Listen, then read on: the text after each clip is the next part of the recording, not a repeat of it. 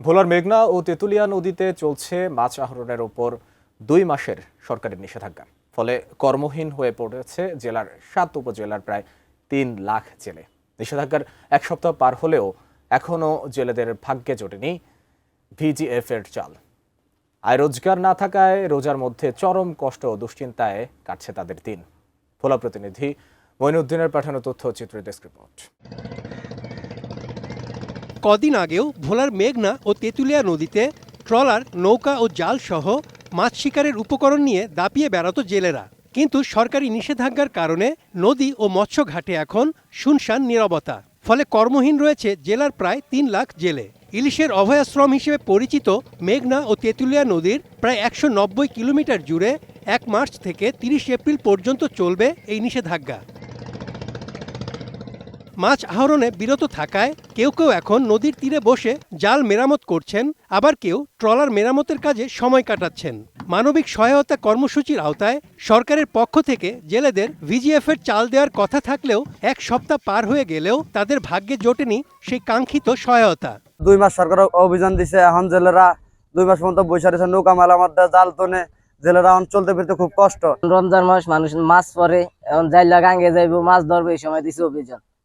মানুষে কি কিস্তি চালাইবো, না ভাত খাইবো, না সংসার চালাইবো, না জাল করবো, না কি আরবো। সরকার যদি আমাদের সহযোগিতা না করে তো আমরা ফুলাইন লয়েমে খাই বাঁচবো।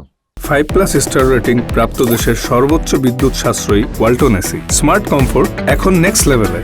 একে তো রোজা, তার মধ্যে নেই কোনো আয় রোজগার, তাই অনেকটা কষ্টে ও দুশ্চিন্তায় কাটছে তাদের দিন। জেলেদের অভিযোগ, চাল বিতরণ শুরু হলেও সবার ভাগ্যে তা জোটে না। তাই অনিবন্ধিত জেলেদের দ্রুত নিবন্ধনের আওতায় আনার দাবি তাদের। আমরা যারা প্রকৃত জেলে, তারা জেলে কার্ড পায় না।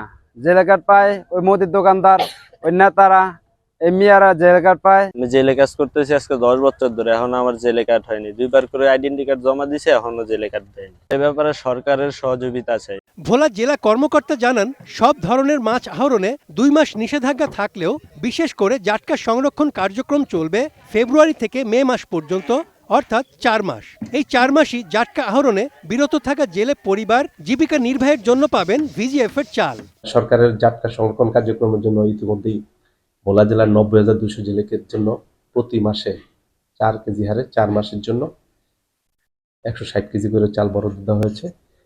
চাল ইতিমধ্যে ইউনিয়ন পর্যায়ে পুনর্বন্টন হয়ে গেছে। চালটা আমরা আশা করতেছি যে এই সপ্তাহের মধ্যেই বিতরণ শুরু হবে। জেলে নিবন্ধন মৎস্য অধিদপ্তরের একটা নিয়মিত কার্যক্রম। এই ভোলা জেলায় জেলে নিবন্ধনের কার্যক্রমটা একটু গতি অনেক স্লো। আমরা সরকারের রাজস্ব খাতে বরাদ্দ প্রাপ্তি সাপেক্ষে সাধারণত আমরা নিবন্ধনগুলো করে থাকি। এই কার্যক্রমটাও চলমান আছে। আমরা আশা করতেছি সামনে এই কার্যক্রমটা আরো বেগবান হবে। ভোলায় 7 উপজেলার প্রায় 3 লাখ জেলে থাকলেও সরকারি নিবন্ধিত জেলের সংখ্যা 1,67,970 জন। আর চলতি বছর জাটকা আহরণে বিরত থাকা জেলেদের মধ্যে মানবিক সহায়তা কর্মসূচির আওতায় ভিজিএফ এর চাল পাবেন প্রায় 90,200 জন। Desk report, ATN news.